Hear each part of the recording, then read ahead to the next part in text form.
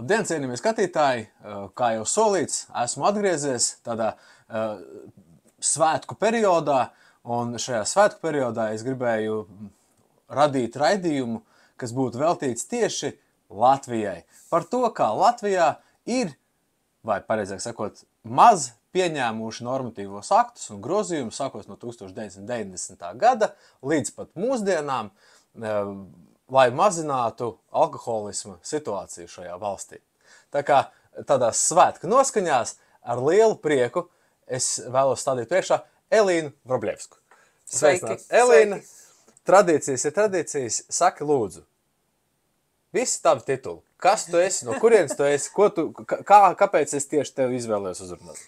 Jā, mani tu izvēlējies uzrunāts visdrīzākais tāpēc, ka neskatoties uz to, ka mans primārais darbības lauks ir starptautiskās attiecības, politikas zinātne, esmu lektore Rīgas Stradiņu universitātē politikas zinātnes katedrā, arī vadu starptautiskās attiecības un diplomātiju maģistrantūras programmu šajā pašā disciplīnā, bet kaut kā tā ir sanācis, ka mans tāds sidegigs, varētu teikt, pētniecībā ir sabiedrības veselība, un nesen burtiski šī gada sākumā, bet strādājam jau mēs nelielu laiciņu pirms tam, iznāca mans un citu sabiedrības veselības kolēģu zinātniskais raksts par to, principā, kur mēs pētījām, kādā veidā tad ir tikušas veiktas kādas un kādā veidā tikušas veiktas likuma izmaiņas attiecībā uz alkohola patēriņa ierobežošanu. Tas ir 4 galvenajās jomās, tad tā būtu reklāma,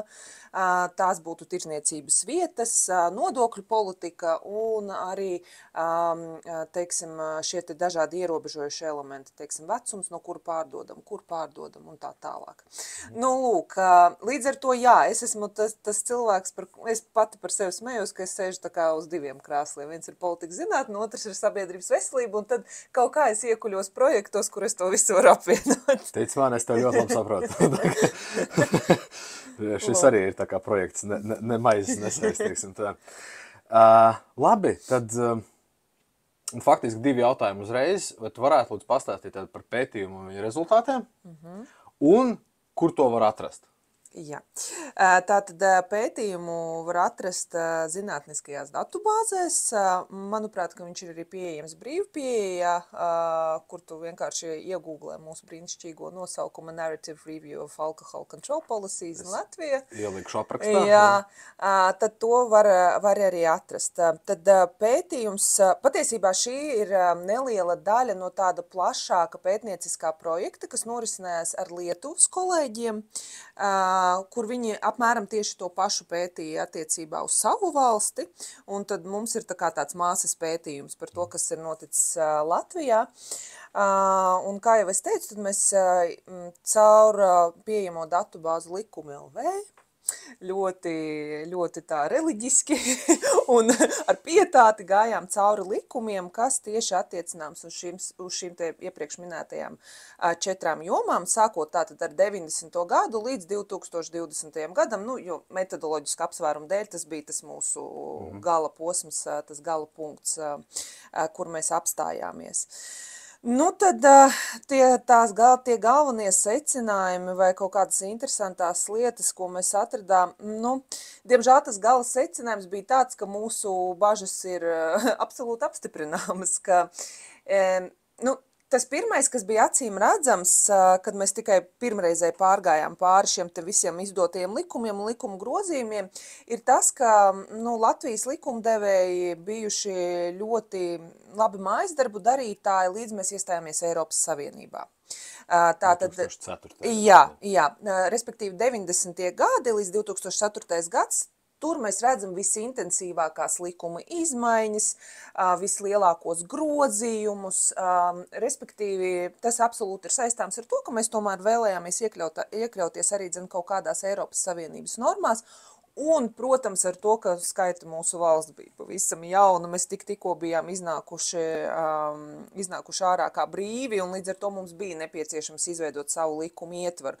Lai arī, protams, nav tā, ka 91. gadā mēs attapāmies un mēs bijām bez likumiem. Arī šajā te jomā mēs bijām ar likumiem. Un es neteiktu, ka, teiksim, Ja mēs runājam uz alkohola tirzniecības ierobežošanu vai patēriņu ierobežošanu, es neteiktu, ka tie likumi palika stingrāki. Jo, piemēram, no 85. gada Gorbačova laikā tika pieņemts likums, ka alkoholu var pārdot no 21 gada vecuma. Mēs šo te izmainījām 90. gados uz 18 gadu vecumu. Tā kā, lai arī nerodas tas priekšstats, ka mēs ārkārtīgi sākām visu ierobežot un regulēt, lai arī no otras puses, protams, mēs saprotam, ka mēs esam, kad tajos 90. mēs atnācām tomēr ar kaut kādu jau kultūru, ar kaut kādiem paradumiem, kas sakņojas arī, kas nāk no Padomju Savienības, arī tā skaitā par alkoholu lietošanu. Neskatoties uz to, kaut ko mēs pat palaidām nedaudz brīvāk. Lūk, tas varbūt par to, ja mēs izējam cauri šim te galvenajiem šiem te segmentiem, ja mēs runājam par reklāmu. Reklāma bija, piemēram, tas segments, kuru es pētīju šī pētījuma ietvaros. Tad atkal līdz 2004. gadam viss gāja ļoti raiti. Mēs pieņēmām daudz dažādus jaunus likumus, grozījām gan attiecībā uz elektronisko plašsaziņu likumos, arī attiecībā uz reklāmas izvietošanu tirzniecības vietās un tā tālāk. Bet pirmkārt, tā intensitāte pēc 2004. gada, ar kādu mēs šo jomu pieskatījām, būtiski samazinājās, un es neteiktu, ka tas bija tāpēc, ka viss bija noregulēts. Un mēs tā kā bijām viss, tā kā mums viss ir beidzies, mēs esam visus savus mājasdarbus izdarījuši. Ja mēs, piemēram, paskatāmies uz to pašu Lietuvu, tad Lietuva jau, ja es nemaldos, 2010. vai 2008. gadā aizliedza vides reklāmas, jebkādas alkoholisko dzērienu. Mums tas notika tikai 2013. gadā. Es, kad to ieraudzīju, kas akmens dievs, 2013. gadā Lietuva jau sāka regulēt, kas ar šo reklāmu notiek sociālajos mēdījos un digitālajos mēdījos un ziņu portālos un tādās vietās. Mēs aizliedzam vides reklāmu tajā brīdī. Tikai. Tur ir tā mūsu nelielā atpalicība. Un ja mēs runājam... Nelielā atpalicība. Un ja mēs runājam par šo brīdi, tad Lietuvā šobrīd jau šī te digitālā vide, arī reklāma šeit ir daudz vairāk un stingrāk regulēta ar šiem te aizliegumiem, kamēr mēs tikai runājam par to vēl. Un ir pagājuši jau 10 gadi, kopš Lietuva to ir izdarījusi. Tas ir tas acīm redzamākais atrāviens. Ja mēs runājam par alkoholu lietošanu tā kā pie stūres, šī braukšana dzērumā kā viens no galvenajiem aspektiem, tur gan jāsaka, ka mēs esam darījuši diezgan daudz, lai arī, protams, diezgan daudz, protams, ir relatīvi. Tas ir diezgan daudz attiecībā pret to, kāda bija statistika iepriekš. Tā ir acīm redzami uzlabojusies, bet ja mēs paskatāmies atkal uz kopējo Eiropas Savienības līmeni, viņa joprojām ir ārkārtīgi slikta. Lūk, un ja mēs skatāmies, kāpēc tas notiek, tā pirmā reakcija varbūt varētu būt tā, ka nav jau tā, ka tie sodi varbūt ir pa mazu, vai ka tie kontrolas mehānismi, protams, par policijas resursiem ir vēl atsevišķs stāsts šajā kontekstā, bet drīzāk tas, ka mēs atduramies atkal pie tā, ka alkohols ir pieejams. Un viņš ir uz katra stūra. Un man personīgi, tas gan nav ietverts pētījumā, bet man personīgi, bišķīt uzspridzina prātu katru reizi, kad es ieju degvielas uzpildes stacijā un redzu tur alkohola pudeles. Citiet mani es nesaprotu, kā tas ir iespējams. Ja mēs nedrīkstam lietot alkoholu braucot pie stūras un degvielas uzpildes stacija ir primāri domāta, lai iepildītu savā mašīnā degvielu, kāpēc mēs tur tirgojam alkoholu? Nesen bija sižets, man liekas, ka Zem, kur dzer kontekstā un tieši tagad esošos tos grozījumus, kurus tagad mēģina īstenot, attiecīgi lobby pusē, kas tā kā negrib šos te grozījumus, ja tur būtu tas punkts par to, ka jāņem ir ārā, pretojās, protams, ka Latvijas alkohola nozares asociācija, par to atsevišķi pēc tam parunāsim, un arī degvielas uzpildes stācijas, tā kā tīkls. Un viņu argumentācija bija tāda, ka tas būs konkurences kropļojošs aspekts. Gadījumā, tāpēc, ka mēs arī esam veikals, kāpēc jūs neļaujat mums tirgot? Jā, tā ir tirdzniecības vieta. Bet, tur tā argumentācija, manuprāt, bija, vai tad tas būs godīgi, ja tur pāri krustojumam Rīmī vai Maksimā varēs to pudeli nopirkt un pie mums nē. Varbūt tas nebūs godīgi pēc jūsu standartiem, bet tas būs morāli atbildīgi. Jā, paskatāmies varbūt no tās puses pret to. Lūk, tālāk nākamie 2 lielie vaļi, protams, ir pieejamība, tie ir vecuma ierobežojumi, tās ir tirzniecības vietas, tās pašas degvielas uzpildes stacijas, bet arī liels diskusijas arī 90. gados, starp citu, ir bijušas par to, vai nevajadzētu būt kaut kādam monopolam, kā tas ir Zviedrijā, manuprāt, Norvēģijā. Somijā arī. Somijā arī ir specializētās alkohobodas, viņas veikalos tirgo tikai līdz, manuprāt, 2,5 grādi kaut kādas alus un tādas lietas, bet viss pārējais alkohols ir ar valsts akcijas atsevišķos veikalos. Un par to ir bijušas diskusijas, starp citu, pat 90. gados. Tikai viņas ir kaut kur nobīdītas malā. Un, protams, mūsu nodokļu politika. Par nodokļu politiku atkal, protams, viss ir relatīvi. Alkohola cena ir pieaugusi, akcijas nodokļi ir celti, bet laikam tas, kas mūs šausmīgi patiešām ir izsitis, laikam no tāda mindseta par to, ka mums par alkoholu ir jādomā nevis, par alkoholu patēriņu ir jādomā nevis ekonomisko ieguvumu ietvaros, respektīvi, cik daudz no akcijas nodokļiem mēs varam ieņemt budžetā, bet no sabiedrības veselības viedokļa, kur ekonomiski ieguvumi, starp citu, arī ir daļa no šī, tas ir package deal. Vienkārši viņi nebūs uzreiz, viņi nebūs nākamā gada budžetā, bet tas būs ilgtermiņā par to, tas ir stāsts par to, ka cilvēki būs veseli un darbspējīgi un spējīgi pienest ekonomikai, pirkt, strādāt, braukt, darīt. Bet un tas arī ir apskatīts pētījumā par to, ka tāds neliels sīkums, kā alkohola, patiesībā uz lielās bildes neliels sīkums, kā alkohola tirzniecība uz Igaunijas robežas, ir vienkārši likusi pieņemt lēmumus attiecībā uz to pašu akcijas samazinājumu visai valstī, kas liekas absolūti absurds. Burtiski tās ir dažas tirzniecības vietas, mums viņas neienes miljardus, neienes miljardus, un es ļoti labi atceros šīs debatas, manuprāt, tas bija Saeimā par to, ka, tagad Igauņi savā pusē neatceros jau, kā viņi tur kaut ko bija izmainījuši, un tagad visi brauc alkoholu pirkt uz Igauniju. Nē, mēs to nevaram pieļaut, lai brauc atpakaļ pie mums. Labi, lai brauc, bet tas ietekmē arī visus pārējos Latvijas iedzīvotājs, ne tikai to Igauni, mēs varam tā morāli norobežoties un pateikt, ka mums jau vienalga, kas tur arī ar to nabaga Igauni notiek, kurš pērk to alkoholu un patērē neveselīgos kvantumos. Bet šādā veidā par tādām lietām mēs nepieņemam likuma izmaiņas un lēmumus. Tie nav tie argumenti, pēc kuriem mums būtu jāvadās šādā tēmā attiecībā uz šādu jautājumu. Līdz ar to tajā brīdī, kad likumdevēji un lēmumu pieņēmēji apmēram ap 2017. 18. gads varbūt tas bija, sāka skatīt alkohola tirzniecību no tāda ienesīguma perspektīvas.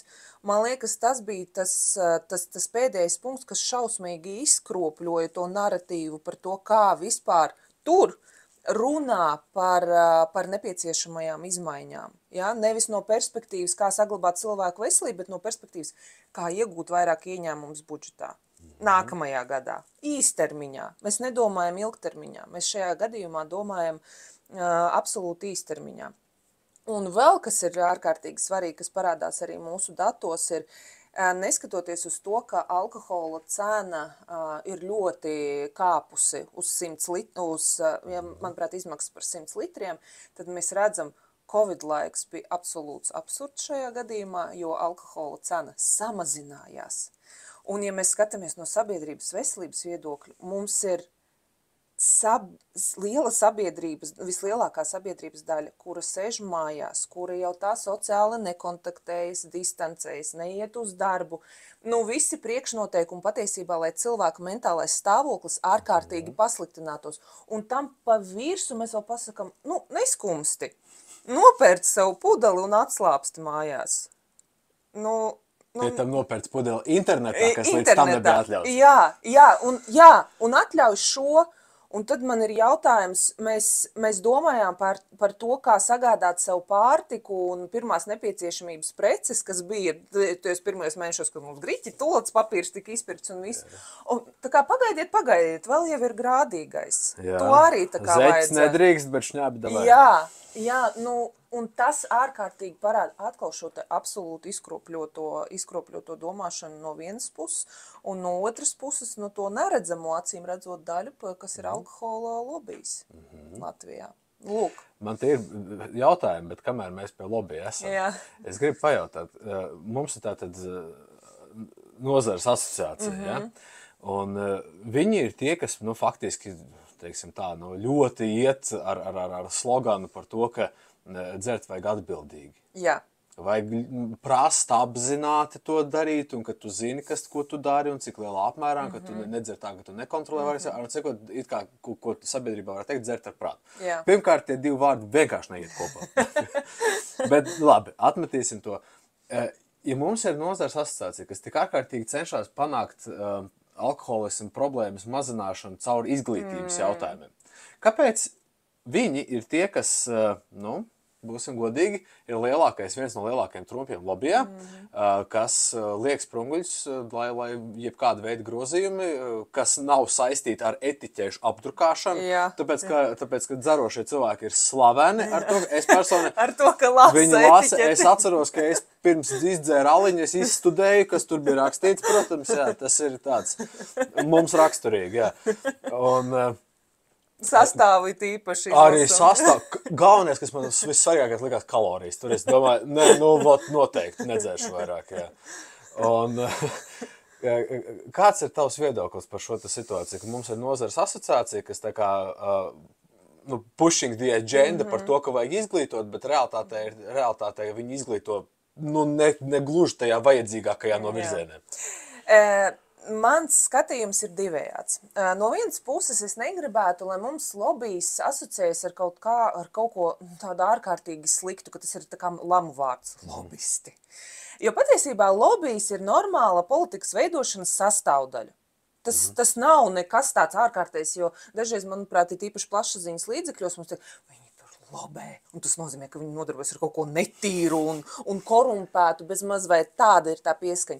Korupcijas jautājums tu parādās citā pusē. Bet principā lobijs ir daļa no politikas veidošanas, un tā ir normāla, veselīga sastāvdaļa. Jautājums ir par to, vai mēs varam šo te lobiju spiedienu nolīdzsvarot. Vai mēs nākam pretī ar saviem datiem, ar saviem argumentiem un spiežam savu naratīvu tajos pašos plašsaziņas līdzekļos un arī attiecīgās Saeimas komisijas sēdēs par to, ka mēs sakam, nē, jums šobrīd nav taisnība, un kur ir dati, kas to pierāda, jo ar datiem ir, ja mēs operējam ar datiem, un viņi ir ticami, un viņi ir pietiekošā daudzumā, ar viņiem ir ļoti grūti strīdēties, Līdz ar to tas vairāk ir jautājums par līdzsvaru, un vai no valsts puses mēs varam nodrošināt šo te līdzsvaru, vai mums ir resursi, lai vāktu šos datus, lai veiktu pētījumus. Es uzreiz pasaku, nav. Un ne tikai alkohola lietošanas, teiksim, tādā statistikas gadījumā mums nepietiek datu. Mums nepietiek datu ļoti daudzās jomās. Mēs vispār operējam ar tādu datu deficiency riktīgu Latvijā. Un tāpēc mums ļoti bieži ir grūti atspēkot kaut kādus pieņēmumus, ko ļoti skaļi un ļoti skaisti stāsta dažādu nozaru pārstāvji. Tajā pašā gadījumā arī šie. No otras puses, protams, ka tā doma, kā izklausās šis te naratīvs par to, ka rīkojamies atbildīgi, esam atbildīgi, tai domai jau nav nevainas. Jautājums, vai kāds dara kaut ko, lai šo atbildību iemācītu? Vai tad šī te konkrētā asociācija ir tā, kas proaktīvi kaut ko dara, nevis ķeksīši pēc, lai parādītu savu korporatīvo atbildību un pateikt, kur mums bija viens pasākums. Mēs tur pastāstījām, kā tagad atbildīgi lietosim alkoholu, bet pat tiešām kaut ko dara. Un tajā pašā laikā viena organizācija to nevarēs izdarīt. Tā ir tik, lai mainītu alkohola lietošanas paradumus, nevis grozīt likumus, nevis, teiksim, jo ir jau divi veidi. Pirmais veids ir tas, ka mēs paši izmainamies kā indivīdi, kā sabiedrība kopumā, savādāk attiecamies pret alkoholu lietošanu, ka mēs esam, teiksim, tik pilnvērtīgi cilvēki, mūsu pusauģi, teiksim, kļūst, mēs viņus audzinām, ka viņi ir tik pilnvērtīgi, ka viņi daudz grūtāk pakļaujas tajam pašam sociālajiem spiedienam lietot šīs, ne tikai alkoholu, bet arī citas vielas, bet tas ir ļoti ilgstošs process, tas nav tā. Likumu izmainīt ir vieglāk tādā ziņā, bet mēs pat tur mēs buksējam, ja? Tur tā lieta. Jo tas, par ko viņi šajā gadījumā runā, ir šīs te ilgtermiņa izmaiņas. Līdz ar to viņi par viņām var ļoti ilgi runāt, tāpēc, ka efekta jau nav uzreiz, tas efekts būs tikai nākamajās kaut kādās paudzēs. Jā. Pirms nākošo jautājumu es izmantošu izdevību. Vēršos pie alkohola nozares asociācijas. Noalgojiet mani, es ar lielāko prieku pa jūsu līdzekļiem informēšu Latvijas sabiedrību par alkohola ietekmi uz veselību. Un kā dzert atbildīgi, vai nedzert? Tev redzēsim. Tālāk. Jautājums ir par lobbyiem. Mēs tad uzsākām, jo principā vai tu pētījumu veikšanas laikā, vai tev izprasīja dokumentus un kaut kāda informācija arī no citām iestādēm, organizācijām, vai bija tikai Likuma LV? Pārsvarā mēs darbojāmies tiešām ar Likuma LV, tur visa informācija ir pieejama, kas ir ļoti labi, ik viens var izpētīt, ja ir tāda vēlma nodarboties ar mazohismu, kā jau mēs smējāmies.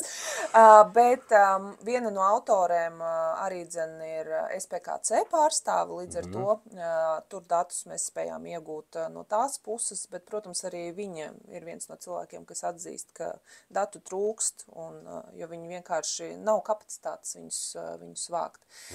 Bet varbūt par to, jo es zinu, ka viens arī no jautājumiem, ko tu man sūtīji, bija par to, kas varbūt palika otrā pusē, kas nav izpētīts, kas palika ārpus šī pētījuma.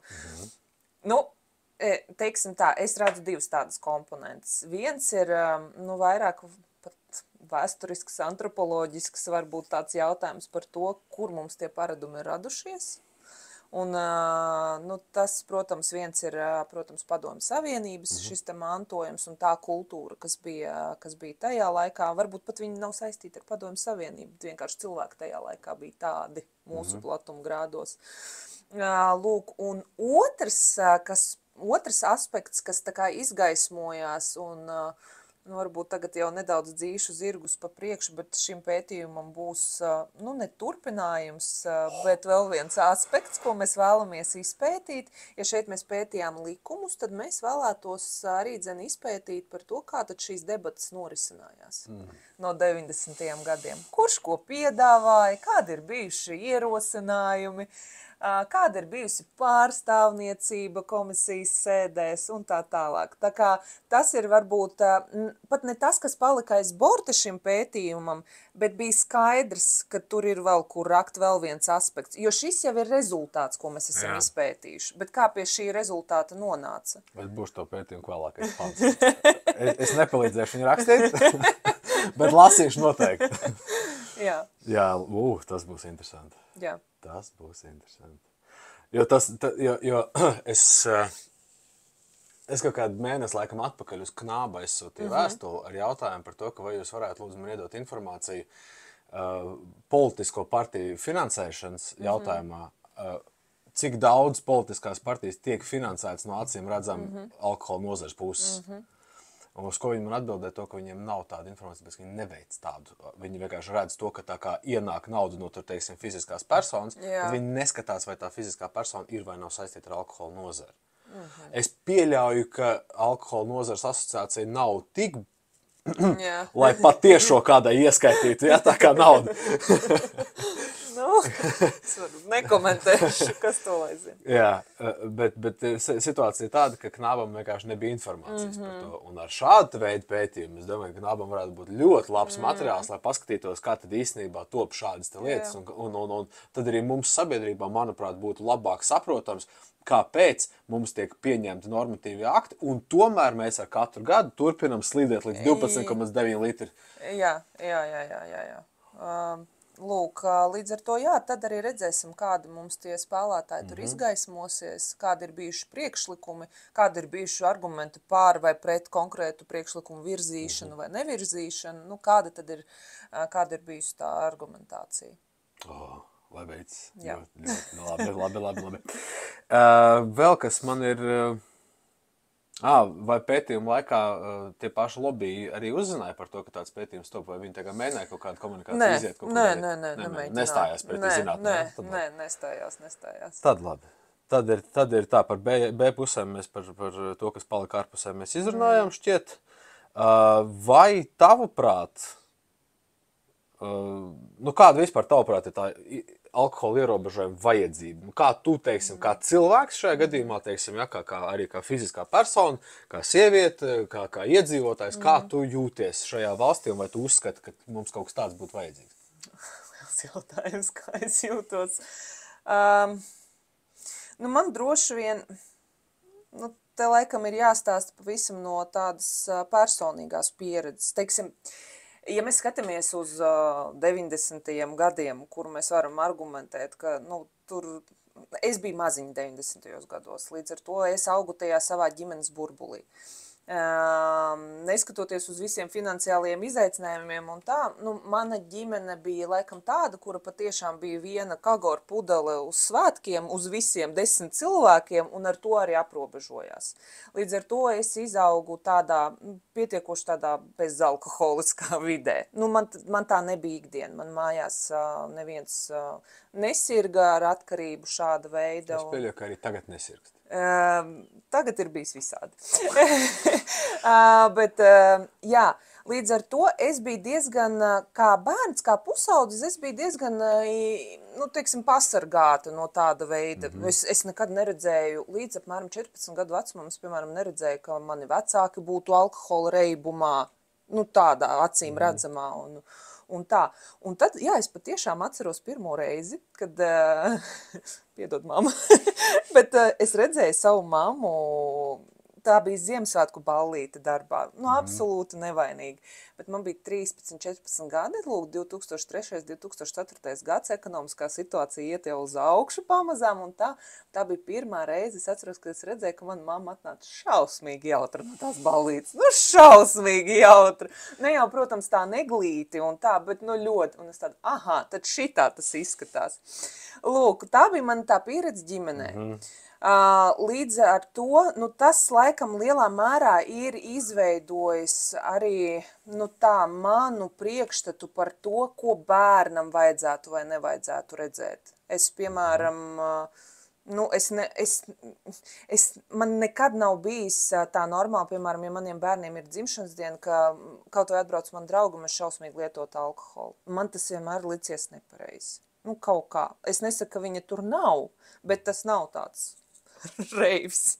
Tā nav tā lieta, ar ko bērnam vajadzētu uzaugt un ko viņam vajadzētu redzēt. Līdz ar to, jā, ģimene, tas, ko es gribu teikt, ir, ka ģimene ir viens no sākuma punktiem, kurā mēs ieaudzinam pēc tam cilvēkam kā pieaugušiem kaut kādu priekšstatu. Tas jau nenozīmē, ka viņam nebūs noslēdz uz atkarībām, bet vismaz kaut kāds priekšstats, kaut kāds stop krāns tur būs, vismaz par to, kas ir pieņemams, kas nav pieņemams. Bet otra puse ir tā, ka tu paliec pusaudzis, un te es varu absolūti pastāstīt savu pieredzi. Es vienmēr biju tā meitene, kura ātri attīstījās, līdz ar to es izskatījos vecāka par saviem gadiem. Un līdz ar to es biju tā 14 gadniece, kuru sūtīja pēc aliņu uz veikalu, jo man pārdeva bez dokumentiem, bez nekā, un man pat nebija, jā, es biju piegādātais. Es kā tagad atceros, kā es braucu gar buļļu apli ar ričuku, un katrā pusē riteni man ir 2 maisiņi, un maisiņos ir alus. Kā tagad atceros. Lūk, līdz ar to, nu, tas ir laikam tas, ko viens no pirmajiem aspektiem nokontrolēt, nepārdot nepilngadīgajiem. Ja? Gribētos teikt, ka, protams, šobrīd nav 2000. gadu sākums un ka tas ir mazinājies. Tomēr no otras puses redzot, labi, jaunieši, protams, arī dažādi ir palikuši. Vienkārši redzot jauniešus uz ielas, man dažreiz ir tas jautājums, acīm redzot nepilngadīgs, un es īsti nesaprotu, vai viņam ir vienkārši jautri, vai viņš ir alkohola reibumā vai citu vielu reibumā. Ja? Bet, nu, tas ir viens no tiem aspektiem, bet tajā pašā laikā es negribētu, lai no mūsu likumdevēja perspektīvas mēs paliekam pie tā, ka mēs, piemēram, paceļam tirzniecības, nu, teiksim, vecuma ierobežojums līdz 20 gadiem, un viss. Un tā kā tas ir izdarīts, un tā, tas ir viens no aspektiem, bet atceramies, ka tā mērķa auditorija ir pietiekoši maza. Tas nenozīmē, ka viņa ir nesvarīga. Tas to nenozīmē, bet viņi ir pietiekoši maza un kaut kādā brīdī, nu, vismaz man ir tā sajūta, ka mēs visu nenokontrolēsim droši vien. Un tā varbūt, es nesaku, ka alkohols ir daļa no pieaugšanas, bet dažādas pieredzes visdrīzākais ir. Lai cik skumīgi varbūt tas nebūtu, bet nu, tas tā ir.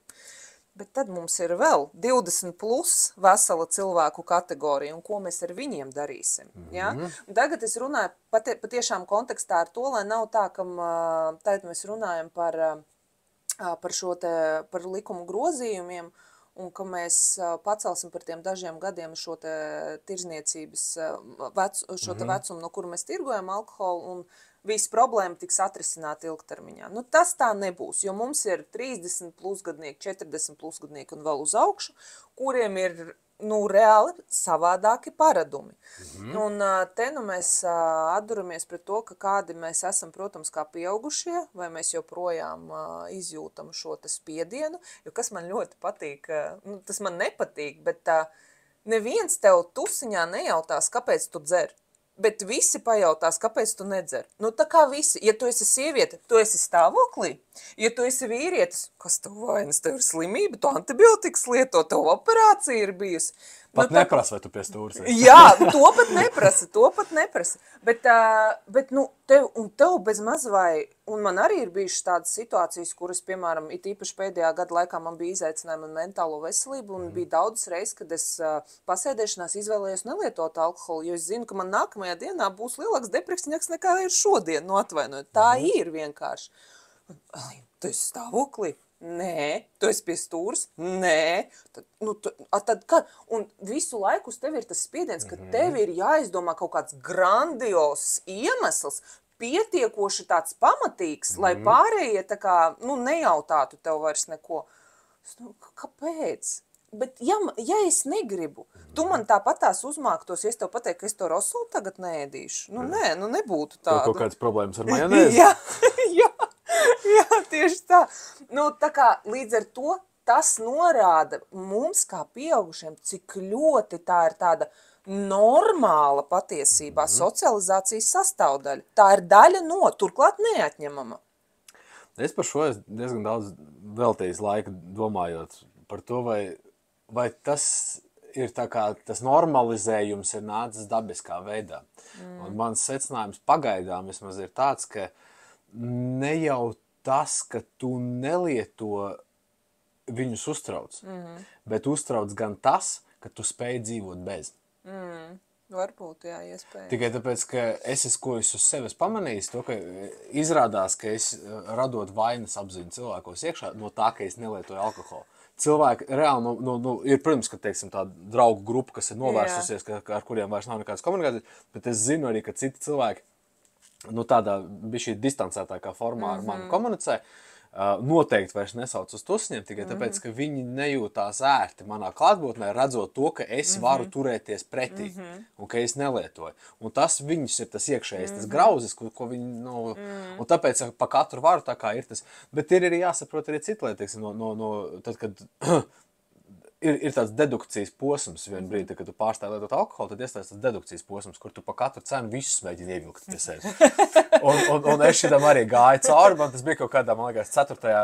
līdz 8. mēnesis, kad es rīktīgi domāju, nu klausies, nāc šur parunāsimies, un vienkārši, lobēju to ideju. Un tad mēs nonākam tādās interesantās situācijās, ka tev rekur ir viens eņģelīts un rekur ir otrs eņģelīts, un abi labu gribēdami, jo abi grib, lai tu jūties labi. Tikai viens tev saka, tu jutīsies labi nedzerot, otrs tev saka, tu jutīsies labi dzerot. Un beigās tā ir tava izvēle, un tev ir, zināmā mērā, tavs uzdevums vai turpināt pieiet jautājumam radoši un izdomāt aizvien akurāt jaunus foršus veidus, kāpēc tu nedzer, vai arī kas ir acīm redzam efektīvākais, arī priekš cilvēkiem, ko es esmu runājis, ir vienkārši ļoti stingri nostāja. Ar mugurkaulu pateikt, nē, es nelietoju. Un tad to sajūt, un tad no tā uzreiz liek mieru ātrāk. Bet tas ir ļoti efektīvs. Bet es no savas puses atkal piefiksēju tajās reizēs, piemēram, labi, tad, kad tu esi tusiņā un tu esi iedzērs, tu esi visā tajā, dumībā arī iekšā. Cilvēki paliek visādi, kad iedzer. Un tad, kad tu esi skaidrā, tu jau tajā visā tā nepiedalās, un tu spēj tā no malas uz to visu noskatīties. Un man liekas, ik viens cilvēks, kurš kādreiz ir bijis tusiņā un redzējis, kā tas viss izskatās no malas, tu pēc tam, tad, kad tas viens atnāk un pasaka, ka nedzers, tu tāds tā. Es tūlīt dzeršu, es sākšu izskatīties kā āksts, un tas sēdēs, un mani nosodīs, un ņirks par mani. Varbūt arī kaut kāda, varbūt kauna tāda sajūta, arī dzen varētu tur ir, kā jau jebkuram dzīvam cilvēkam, tur super daudz kokteļu, kas tur var būt, un kāpēc, kas un kā, un ko tur katrs padomā, cits uzreiz ir sadusmojās, un kas tu man necieni, un apvainojās, un viss pareizi, tāpēc, ka sevis dzeršana tā ir cieņas izpausme. Jā, absolūti. Ko tu domā par, tagad tuvojošamies, es ar personīgu cerību, ka piepildīsies šie jaunie grozījumi arī par to pacelšanu uz 20 gadiem, un kas tur vēl, tur diezgan labi plejādi ir. Jā. Tur ir jāizlasa. Viens ir pacelšana uz 20 gadiem alkohola tātad tirzniecībai, otrs ir tirzniecības vietu ierobežošana, kuru jau mēs pieminējām par konkurences skropļošanu no benzīna tanka puses. Un vēl viena ierobežojuma pakete ir attiecībā uz reklāmām. Vecuma celšana, manuprāt, absolūti ok. Protams, ka nepieciešams. Protams, tirzniecības laika arī ierobežošana. Tur ir dažādi varianti. Sākot ar to, ka svētdienās vispār netirgo vai no 11 līdz 3 tikai. Un, kas man liekas varbūt tā nedaudz absurdi. Man liekas, arī tīri no tāda ekonomiskā, ja mums pirmdienas ir darba nedēļas pirmās dienas, tad varbūt neļausim tiem cilvēkiem tajā svētdienā uzlāpīties. Jo, visbiežāk tomēr, ja bāros tāpat varēs dzert. Bāros varēs dzert, jā. Bet tur atkal ir cits, varbūt tas ekonomiskais jau segments, jā. Lūk, par to un par reklāmām. Par reklāmām es palasīju atsevišķi, un man liekas, no likumdevēja perspektīvas, tajā brīdī, kad tev nozara saka, ko tik švaki grozījumi? Varbūt pārskatiet viņus, jo no reklāmdevēju, es nezinu, vai tā bija reklāmdevēja asociācija, respektīvi no reklāmas nozares tie komentāri bija par tiem ierobežojumiem, respektīvi, ka reklamēt varēs nekādas akcijas, nekādas 2 par 1 cenu, nekādas atlaides, tad reklāmas tikai tirzniecības, manuprāt, vietās, nevis ārpus, nevis tur, kur tā kā netiek. Nevis Forum Cinemas? Jā, nevis Forum Cinemas.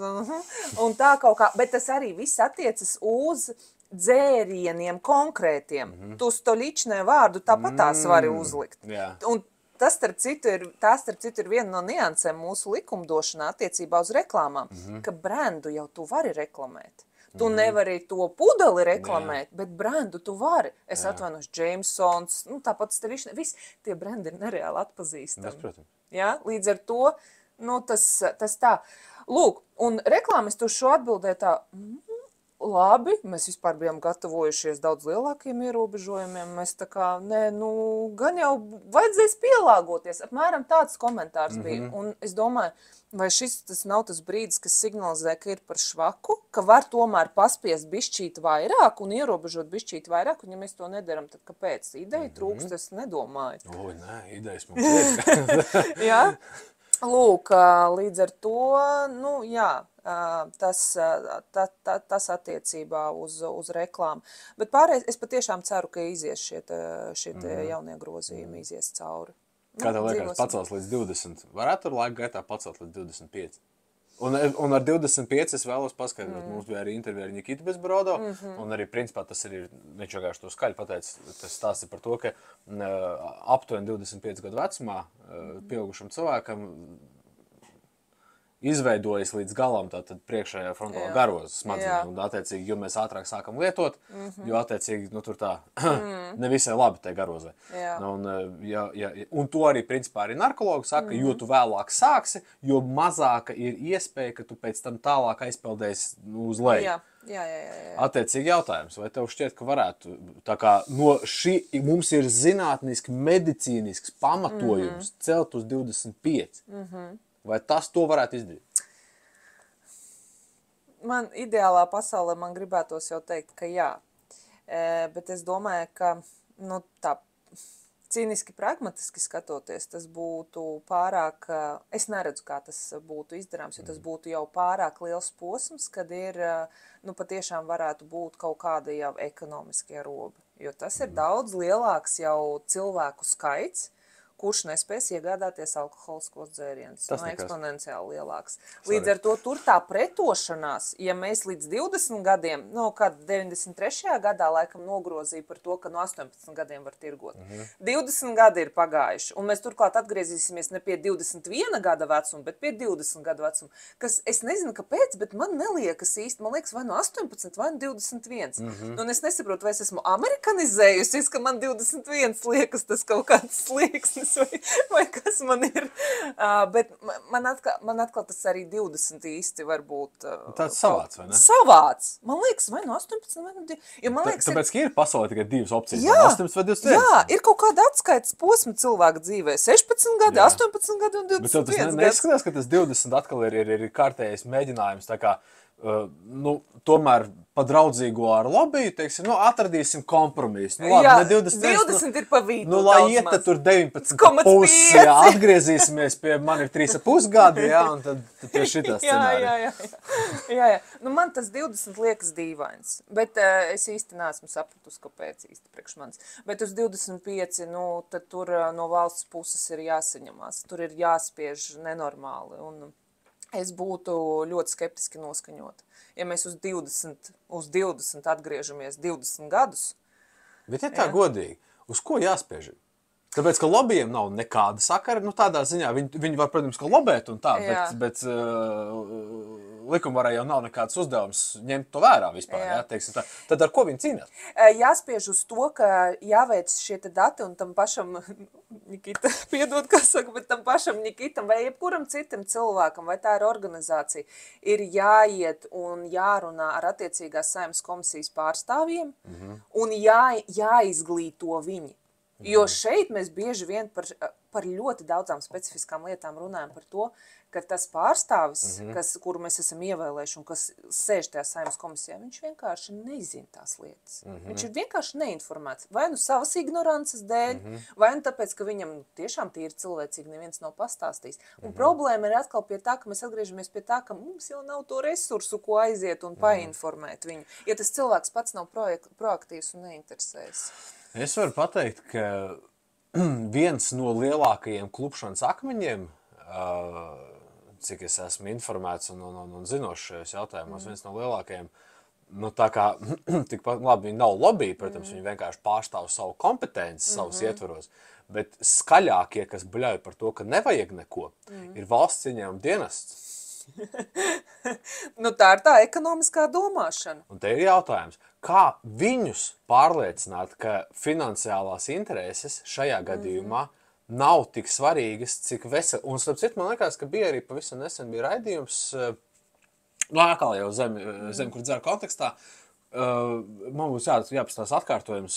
Tur bija pat minēts par to, ka ir pat aprēķins par to, ka realitāte jau šobrīd ir tāda, ka mēs esam no dzeršanas lielākos mīnusos kā alkohols ienes. Jā, tur jau ir tā lieta, jo tas cilvēks, tas ir tāpatās kā ar jebkuru slimu cilvēku, nu, kuram veselības problēmas, jebkādas citas ir. Tu paliec ekonomiski neaktīvs, tev samazinās pirktspēju, tu neienes nodokļus. Ja tu esi, piemēram, vienīgais apgādātais ģimenē, visai ģimenei, es atvainojos, visi aiziet pa burbuli, tu vairs nevari samaksāt īri, tu nevari nopirkt pārtiku un tā tālāk, un tad tev vēl ir veselības problēmas, kuras tev ir jārastē, un ja tev nav ienākumu vai visdrīzākais, kā pie mums ir, nav apdrošināšanas, tad par to maksā valsts. Līdz ar to tie ir gan zaudējumi netiešie valstī no tā, ka tu esi vienkārši eksistē un neko nedari. Gan arī tie, ka valsts jau par tevi maksā, par tavu ārstēšanu, par to, lai dabūtu tevi atpakaļ uz pakām. Ja. Jā, un es nezinu, vai tā ir problēma ar darbinieku izglītības līmeņiem vai ar kaut ko citu, jo, manuprāt, pēdējos gados sabiedrības veselībā šī te korelācija starp ekonomiku un sabiedrības veselību, viņa visur tiek uzsvērta. Visur. Ka viens no galvenajiem, key pointiem, kā audzēt, ekonomisko kapacitāti valstī, ir vesela sabiedrība, kura dzīvo ilgi, kurai ir pēc iespējas mazāk veselības problēmas, un individi, kuri var un spēj būt ekonomiski aktīvi. Tas ir tas, kas ilgtermiņā mums palīdzēs. Nevis samazināt nodokļu procentpunktus par dažiem punktiem, lai igauņi nāk pie mums pirkt savu šņābi, alu vai vīnu vai vēl ko citu. Jā. Lūk, un vēl kas, ko es vēlējos pieminēt, kas man arī šausmīgi mulsina prātu, līdzīgi kā alkohols benzīna tankots, ir šits jaunais... Alkohols plumulē? Nē, bet arī, starp citu, jā, arī good point, bet šie te bezalkoholiskie viski un bezalkoholiskie džini, un es dažreiz uz to skatos, un es tā kā nesaprotu, kas tas ir? No vienas puses labi, tu tā kā mēģini aizstāt, bet tā kā ar kādu domu. Ja es, piemēram, vienu brīdi es biju veģetārieta, tas nebija brīdis, tie bija 7 gadi. Brīdis manā dzīvē bija veģetārieta, patiešām, tā, ļoti reliģiozi. Un es nekad neesmu sapratusi, piemēram, vegānos izstrādājums, kas ir, tā kā imitē gaļu. Sojas gaļu, Jā, es nekad sojušliks, piemēram, to nekad neesmu sapratusi. Man liekas, ja tu neēd gaļu, tad tu neēd gaļu. Kāpēc tev ir nepieciešama tā imitācija? Tu tā kā sevi māni, tu tā kā čīto to sistēmu, ne kaut kādā brīdī. Es negribu, lai tā gotiņa nomirst, bet tomēr man patīk sakošļāt riktīgi kaut ko, kas no vienas puses labi, tā gotiņa nenomirs, bet no otras puses, tu tā kā staigā pa tādu ļoti plānu ledu, manuprāt, un it īpaši tas varētu būt ar alkoholu. Tu tā kā nedabūn grādus, bet tu dabū to viskija garšu. Un tas ir, man liekas, viens vēja pūtiens tur, un tu jau esi pie riktīgā. Man ir raidījums par šito, es savu viedokli izklāstīju, es neatceros, kurā raidījumā, bet tu esi ļoti, ļoti tuvu uz tā pašu ceļu, tikai tāpēc, ka tas, zin kā, ja tu dzer bezalkoholisko viskiju, tāpēc, ka tev ir kauns, ko tusiņā tev pateikt, bet tu vienkārši dzer. Tu gribi smuku pudelāt. Pēc garšas, vai smuku pudelāt, tāpēc, ka pēc garšas viņi neatšķirās. Jo es neesmu mēģinājis. Pēc garšas kokteilī tu viņu iejauc iekšā, tu nesapratīsi, ja ceļš ir tas alkoholiskais kokteils var uztaisīts kvalitatīvi un labi, tu nejūtīs atšķirības starp viņiem. Atkal to drēbšanas momentu. Un tas ir, teiksim, kaut kādā mērā, ja tu gribi pabaudīt karstā vasaras vakarā, ja tur, teiksim, tur augstu džintoniku, bet tu negribi lietot alkoholu. Tu izdzers to vienu kokteili, tu dabūsi to garšu, kur tu gribi, un tu liksies mierā. Bet, ja tu sāc lietot bezalkoholiskos šos dzērienus, tāpat kā sojušliku, ar tādu domu, ka tev ir kauns vai bail, tas ir pavisam noteikti ļoti ātri būs atpakaļ. Tāpēc, ka tur zemapziņu tu neapmānīsi, tas ir pirmā kārtām. Tu vari pajautāt kādam cilvēkam, kurš ir, teiksim, pamēģinājis bezalkoholiskos vīnus, piemēram, kurš tu pēkšņi pasaka, klausies, bet es bišķi aprēbu no viņa. Zini, kāpēc? Tāpēc, ka placebo. Tāpēc, ka vienkārši tur nav nekāda alkohola iekšā, bet mums smadzenes viss atcerās par to, kā tam ir jābūt. Arī es varu iedzert bezalkoholisko alu, piemēram, bet es meklēju izteikt nulītes, pavisam nulītes, Un arī pēc viņas jūtos tas, bišķi tā kā miegaināks. Kaut kāds efekts tam ir, Jā. un tas ir tiešā veidā saistīts ar mūsu smadzeņu darbību un to, kā mēs atceramies lietas. Un ja tu sāc vienkārši lietot tos bezalkoholiskos dzērienus ar domu, ka aizvietot alkoholiskos ar to, tad būs viens moments, kad tev tā pudele būs tukša, tev to garšu gribēsies, un tev būs, nu labi, vienu jau var. Un tiklīdz tu pasaki, vienu jau var, tāpēc tam arī, labi, vēl vienu davai. Un pēc tam skatīs darošu. Tad tieši tas pats gadījums ir ar elektroniskajām cigaretēm, parastām cigaretēm. Tu nevari aizvietot parasto cigareti ar to. Jā. Tur ir tieši tas pats stāsts. Jā. Tā kā tas man arī liekas kaut kas, es domāju, par ko mēs vēl runāsim, un tad redzēsim, kā tas viss izplatīsies. Vai tas nav tāds klusais slepkava, bet tāda lieta, kurai mēs visdrīzākais nepievērsīsim uzmanību, un kura liksies, ka tas jau ir labi, ka tas tā ir, un beigās attapsimies tādu, Jā, un uz šīs nots man tad ir jautājums īstenībā, patīk valsts svētki, un es domāju, mūsu apvārdā, mēs esam priecīgi un pateicīgi par dzīvošanu Latvijā, un mēs viņu patiešām no sirds mīlam. Kāds būtu tavs ieteikums Latvijas iedzīvotājiem un likumdevējiem šajā kontekstā?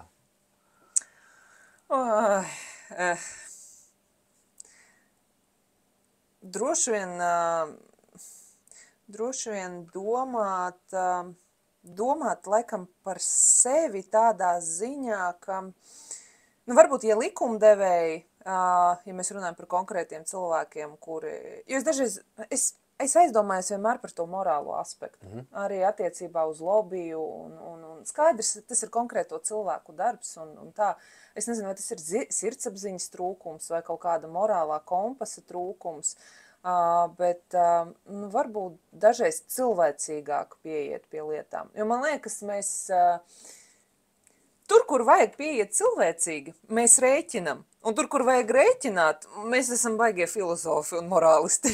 Un man liekas, tas mums ir kaut kāda, es nezinu, kāpēc, bet mums tas ir kaut kā atžgāna sagais. Man liekas, mums bišķī tā kā jāsamaina tās joslas un veselības jautājumi, it īpaši tajā kontekstā, ka mūsu sabiedrība noveco, ka mūsu sabiedrība patiesībā dzīvo tajā pašā laikā dzīvildze paildzinās, un līdz ar to paildzinās tas laiks, kad valstī būs arvien vairāk izdevumu par šiem cilvēkiem, ja viņiem būs veselības problēmas. Sākam domāt nākotnē, sākam dzīvot jau nākotnē, nedzīvojam pagātnē. Nestāstam tos argumentus, ka, ja mēs tagad paaugstināsim to alkohola iegādes vecumu, tad uzreiz būs točkas, vai ja mēs netirgosim degvielas uzpildes stacijās, tad uzreiz būs točkas. Tie bija citi laiki. Nav vairāk tie laiki. Tagad es pat nevaru iedomāties, ka manā piecstāvenē kaut kur man kaimiņos būtu točka, tur taču noziņotu 1, 2 uzreiz. Mums ir tantīts, kas kaķis baro, līdz točku pamanīt. Jā, tieši tā. Nav vairs 90. Nebūs tas pats efekts. Tas kaut kādas absolūti, no vienas puses varbūt daļai neracionālas bailes, un otri atkal eksploatē šīs neracionālās bailes, pārveidojot tos par kaut kādiem argumentiem. Līdz ar to mans novēlējums ir dzīvot jau tagad nākotnē. Domāt par to, domāt par ilgtermiņu. Veselība ir ilgtermiņš. Un, ja mēs par viņu domāsim īstermiņā, kā tagad kaut ko aizlāpīt, kā varbūt kaut ko ierobežot, bet tikai nelielai daļai, lai pārējie visi nebrēc. Nevar tā. Ir jāsaņemās, man liekas, kaut kādā brīdī drosme un jāpieņem varbūt tie lēmumi, kuri varbūt kādam nepatīk, bet tas nekas pārdzīvos. Visi vienmēr pārdzīvo. Tas ir.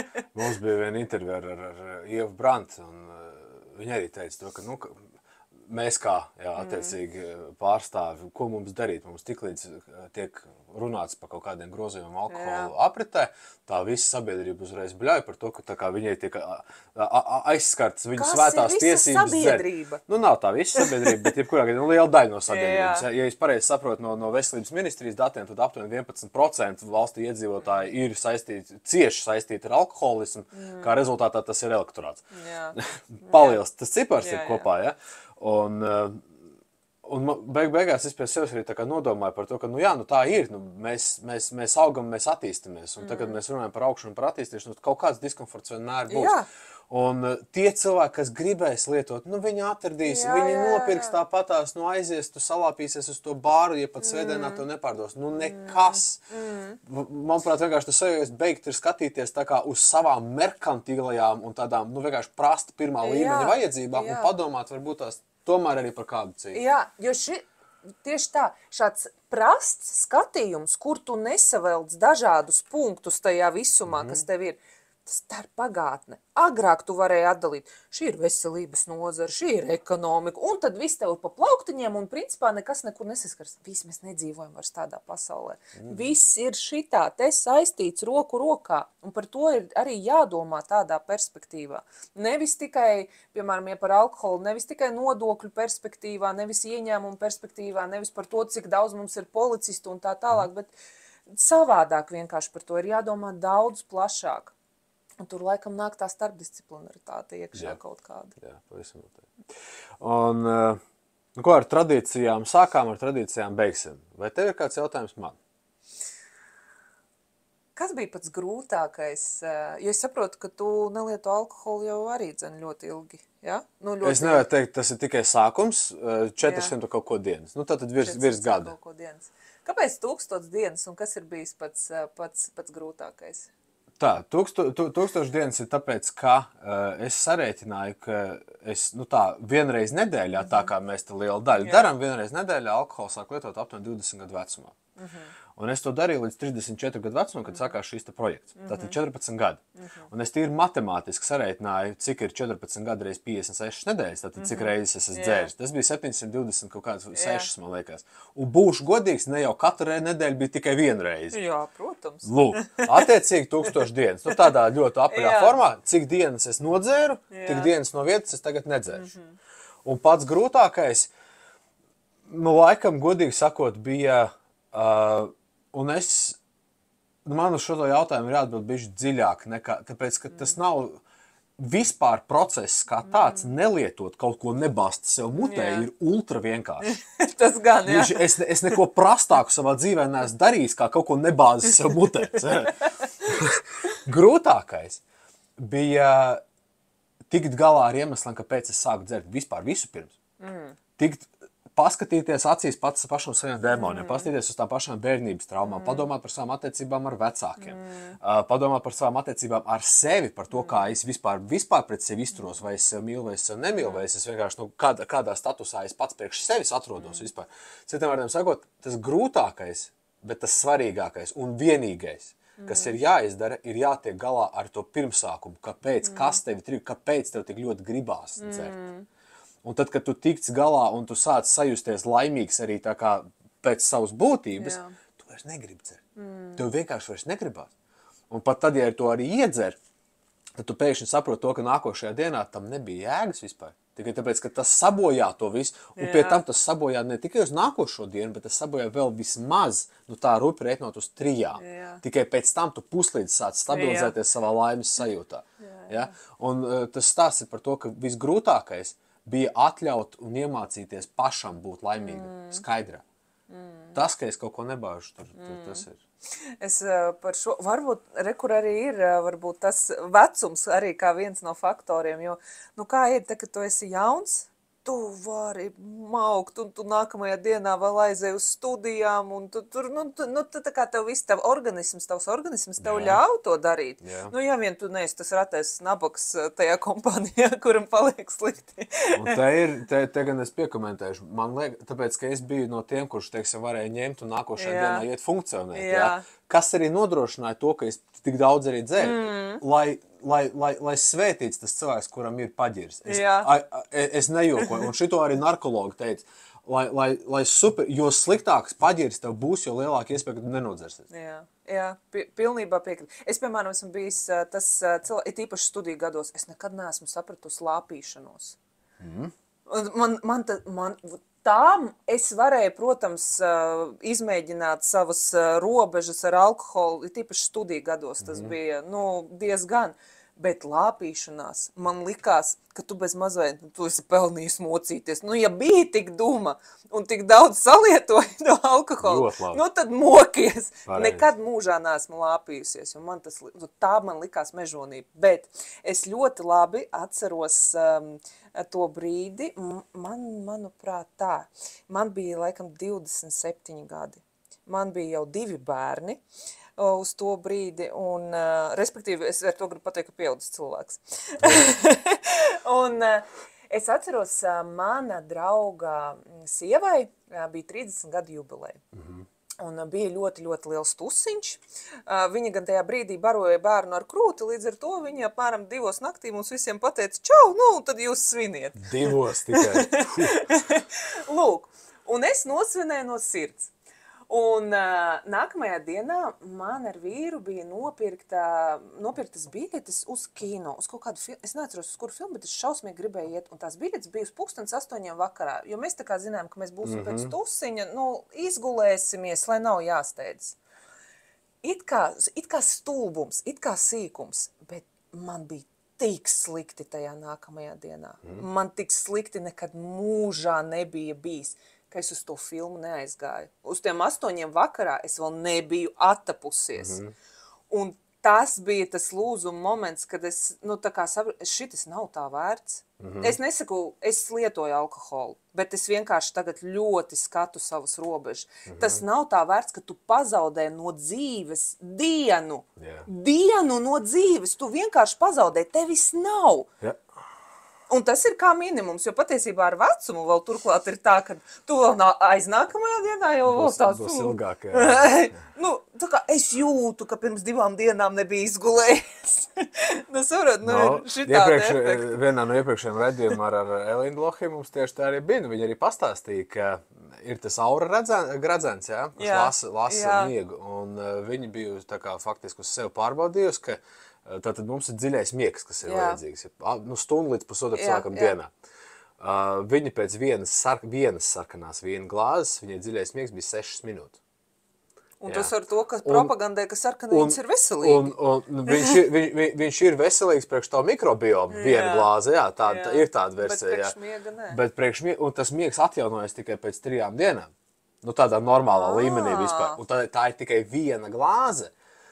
Tas ir punkts 1, ko es gribēju pateikt. Punkts 2, es vienkārši klausījos visu mums tā kā iepriekš notikušo sarunu, un es domāju, kā var tik inteliģents cilvēks kā tu turpināt, vai pareizi sakot, tādā laikā tu tā dari, ieplānoju nākošo dienu paģirāt. Es speciāli nopirku biļetes 8, jo es zināju, ka man būs slikti. Jā. Un tur jau ir tas, varbūt tas bija tas, kas bišķīt salauz to, manuprāt, ka es nedomāju, ka man būs tik slikti. Nē, neviens tā nedomā. Jā, zin kā, ka tu sev tā kā es taču būšu funkcionējuši, lai gan vakarā, bet es būšu funkcionējuši, un tu neesi. Tu nevari arī 8 vakarā pacelt to galvu. Tu vienkārši neesi uz 100%. Es varbūt tās uz 10, uz 15. Tāds domāju, man tur bija mīnusā. Pussprāgoņu variantā, smadzenes nestrādā, laimes hormoni tev neizdalās, tev ir slikti duši, tev iespējams sāp galvu. Nu, kā nu tur kā kur. Klausies, ja mēs runājam par to vienu vīna glāzi, un mēs runājam par ekonomiskiem ieguvumiem, un par produktivitāti, un miegs ir viens no priekšnosacījumiem tam, lai tu esi produktīvs, nu tad par ko mēs vispār runājam? Par kādu ekonomisko pienesumu un produktivitāti, ja tev jau no vienas vīna glāzes šitā viss aiziet. Es to raidījumu publicēšu vakarā. Ar labu nakti, dārgie skatītāji! Tiekamies kādā citā nākošajā raidījumā un dzīvojiet skaidrā. Tā ir forši. Atā. Atā. Paldies tev liels. Paldies.